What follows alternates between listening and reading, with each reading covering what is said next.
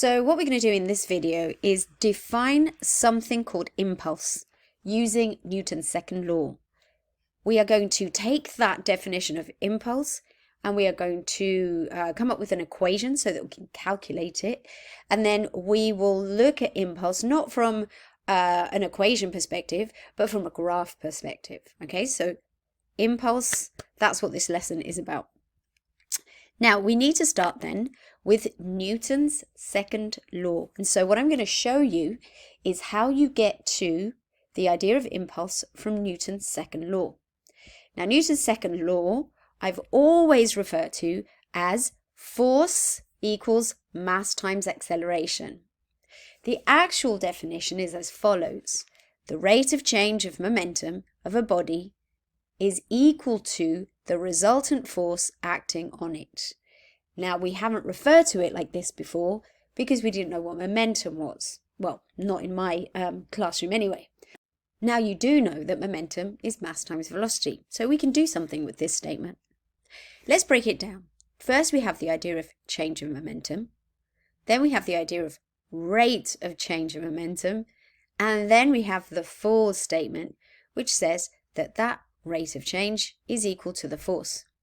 So how do we define change of momentum? Well, that's simply the momentum of an object after a collision minus the momentum of an object before.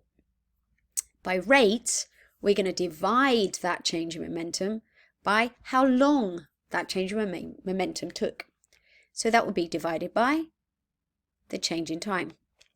And so that would then be equal to force.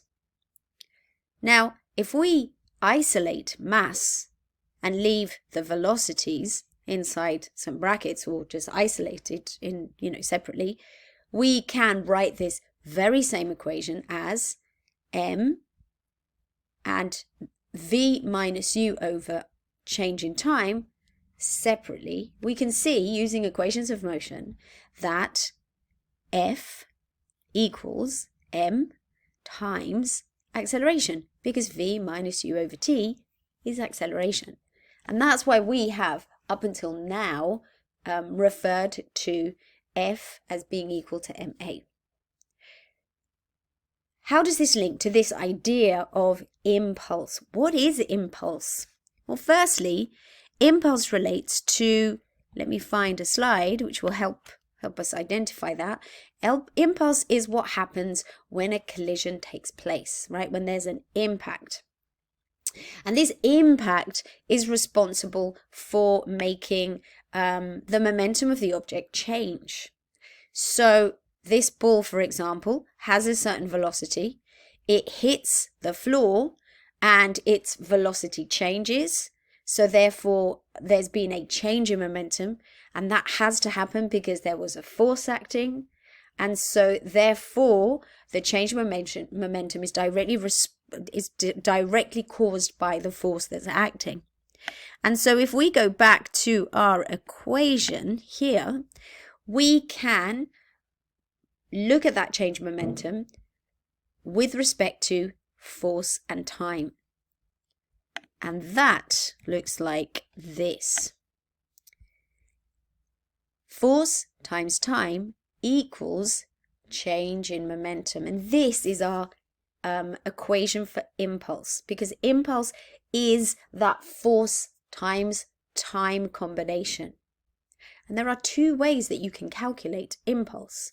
You can calculate impulse by multiplying force times time, or you could calculate impulse by calculating the change in momentum. Both of these methods will give you impulse. The units of impulse can be Newton seconds, or they can be kilograms meters per second. Both of those units are also valid. Right, so now you know the basics. What I want you to do is go to the assignment and answer the note-taking questions, these two, and the first two questions in this section, 138 and 139. When you've done that, please check your answers. You will also find working out my working out, which can be helpful if you get a little bit lost.